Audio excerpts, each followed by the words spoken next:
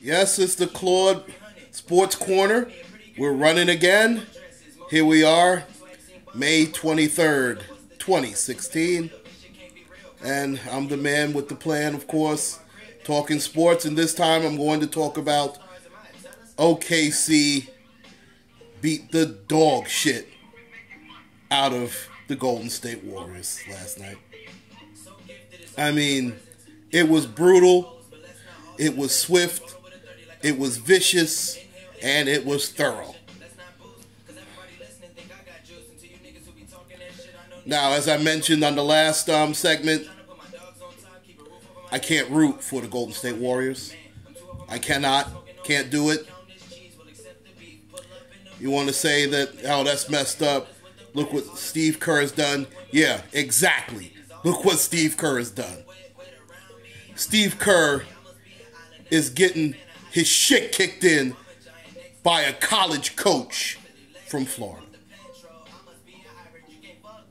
And let me tell you, I'll be the first to admit that Billy Donovan is not just any college coach. I remember him being on Rick Pitino's squad with the Knicks, of course. It's ironic that the last two coaches that OKC has had were backup Knick point guards, Scott Brooks and now Billy Donovan. And they come from the Rick Pitino coaching tree. And Rick Pitino, before the Boston Celtic fiasco, if you remember, was a very, very successful coach with the New York Knickerbockers. But I digress. We're going to talk about OKC, obviously, and the Golden State Warriors. See, the problem with Golden State is the two best players in the series are Kevin Durant and Russell Westbrook. And Steph Curry is a distant third. He's not third by a short margin. He's third by a wide margin. I just don't think he can keep up with Westbrook. I think Russell Westbrook is just too strong, too physical. He is the matchup nightmare. He is the last person that Steph Curry wants to see. And what happened to Klay Thompson? Klay Thompson was actually the Warriors' best player in the playoffs so far until this stretch. Right now, he's been mediocre at best. But the big problem is, I understand that Steph Curry is the MVP of the league so far, but the true Warrior fans and true NBA fans know that as Draymond Green goes, so do the Golden State Warriors. And I'm going to get to Mr. Draymond Green. He was abysmal last night. He was absolutely atrocious. And I like Draymond Green. I think he's a hell of a player. He reminds me a lot, intangible-wise. He's a Dennis Rodman type who can shoot threes. Now, listen, Dennis Rodman was the best rebounder that this game has seen over the last 20 years.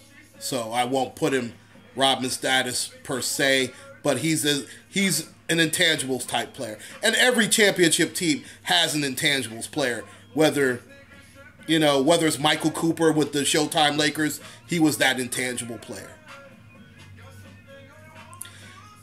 Even with the Shaq Kobe Lakers, they had two intangible players, and that's why, listen, when they talk about the 95-96 Chicago Bulls with Mike and Scotty, whether they would match up with the Golden State Warrior team, listen, that Golden State Warrior team couldn't even match up with the Shaq Kobe Lakers, let alone the Mike Scotty and Dennis Rodman, Ron Harper, Tony Kukoc.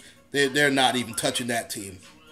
But the Lakers, the last real Laker team, I'm not counting the last two Kobe championship teams. I mean, they're not history worthy enough to be put on this list that I'm talking about. Everybody remembers Big Shot Bob, of course, Robert Horry, who had won multiple championships with the Houston Rockets prior to winning multiple championships with the Lakers and later on the San Antonio Spurs, of course. But they had two other intangible basketball players. Derek Fisher, the only other guy, along with Kobe, during that Kobe Shaq / Kobe era, to have 5 championship rings. And the other was Mr. Pretty Boy, Mr. Vanessa Williams, Rick Fox, who was a very, very integral part of those championship teams. In fact, even the first year, that's why Glenn Rice was shipped out real fast after that first championship. If you're a real NBA fan, you know this. I don't really need to go any further with this. But a lot of people are saying, you know, Draymond Green, should he be suspended or not? Now, I was going to say absolutely he be suspended because, listen, this is not the first time he's done that in the series. He also kneed this guy to the groin. But there are 2 reasons why I do not want Draymond Green suspended for Game 4. Number 1, first and foremost, I don't want to hear any Warrior fanboys cry about the fact, oh, well, the only reason that they lost is because Draymond Green didn't play. We all, that's a bunch of BS. Hey, how did it look when Draymond Green played on Game 3? So I don't want to hear that garbage. But you know there's a lot of conspiracy theorists out there that will say that. But also, let me give you another footnote on that. You notice how they're really pushing Draymond Green to the forefront about how dirty a player he is.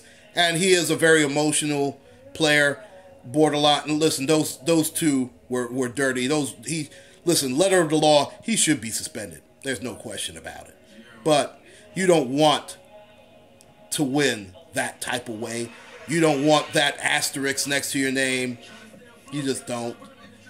And listen, Steven Adams sort of had that coming, because if you don't think that Draymond Green is their enforcer, then you don't watch enough NBA basketball. Once Steven Adams talked about whether rightfully so or not, oh, those guys were monkeys. Notice how people aren't even talking about that anymore. And notice how Stephen A. Smith gave him a pass and every other black person scared to death of another fine or suspension from